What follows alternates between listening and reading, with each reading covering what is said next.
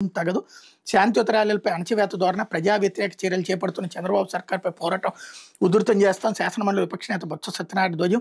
ప్రభుత్వ వైద్య కళాశాల ప్రైవేటీకరణ నిరసిస్తూ వైఎస్ఆర్సీపీ అధినేత మాజీ ముఖ్యమంత్రి వైఎస్ జగన్మోహన్ రెడ్డి పిలుపు మేరకు వైఎస్ఆర్సీపీ శ్రేణులు రాష్ట్ర వ్యాప్తంగా బుధవారం చేపట్టిన శాంతియుత ర్యాలీలపై పోలీసులు అణచివేత ధోరణి సరికాదని శాసనమండలి ప్రతిపక్ష నేత మాజీ మంత్రి బొత్స సత్యనారాయణ అన్నారు.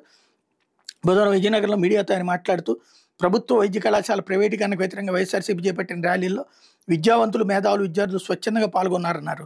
శాంతియుత పద్ధతిలో చేపట్టినటువంటి నిరసన ర్యాలీలపై రాష్ట్ర ప్రభుత్వ ఆదేశాలతో పోలీసులు అణచివేత ధోరణి ప్రదర్శించారని మండిపడ్డారన్నటువంటిది హైలైట్ చేశారు. ఇకపోతే అబద్ధపు వాంగ్మూలం ఇవ్వాల్సిందే, ప్రభుత్వ పెద్దల ఆదేశాలతో వేధింపుల పర్వం, ముంబై వ్యాపారాన్ని వేధిస్తున్న సిట్, వారం రోజులుగా అక్రమ నిర్బంధం, మద్యం విధానంపై అక్రమ కేసులో ప్రభుత్వ పెద్దల సూచన మేరకు సిట్ అధికారులు వేధింపుల పర్వం కొనసాగిస్తున్నారు. వైఎస్ఆర్సీ ప్రభుత్వ హయాంలో జరగని కుంభకోణం జరిగినట్టుగా చూపించేందుకు విశ్వ ప్రయత్నాలు చేస్తూ అడ్డదారులు తొక్కుతున్నారు.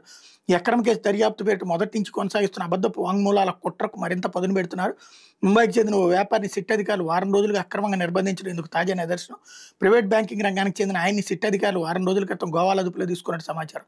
అక్కడ నుండి ముంబైకి తీసుకెళ్లి విచారిస్తున్నారు. ఆయన ఆఫీసులో తనిఖీలు చేయగా ఎటువంటి ఆధారం లభించలేదని సమాచారం అన్నటువంటిది హైలైట్ చేశారు. లేకపోతే నాడు ఉద్యోగాల విప్లవం, నేడు అడుగున మోసం. 2019-24 మధ్య వైఎస్ జగన్ ఇచ్చిన ప్రభుత్వ ఉద్యోగాలు 6,26,116, పరిశ్రమల్లో 24,68,146 మందికి ఉద్యోగాల కల్పన, విద్యాశాఖలో 21,608 ఉద్యోగాల భర్తీకి చర్యలు, 2024లో 6,100 పోస్టులతో నోటిఫికేషన్ రద్దు చేసిన చంద్రబాబు సర్కార్, తొలి సంతకంతో డిఎస్సీ ప్రకటించి ఏడాదిన్నర కాలయాపన చేసిన చంద్రబాబు, ఇతర ఉద్యోగాల కల్పన ఊసే లేదు అంటూ బాబు జమానాలో ఉద్యోగాలు లేవన్నటువంటి కోణాన్ని హైలైట్ చేసే ప్రయత్నం చేసింది సాక్షి.